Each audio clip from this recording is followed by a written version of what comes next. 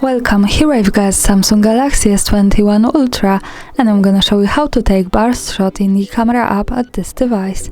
So at first we have to tap on the camera button to open it, and we are in the standard photo mode. From here let's move to the left corner to this button.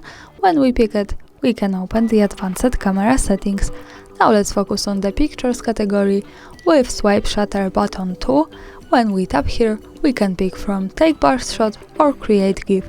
Let's stay on the take burst shot option. When we now go back to the camera, we can take the series of picture by swiping down to the edge, the shutter, and as you can see we have the countdown and we can take many pictures at the same time.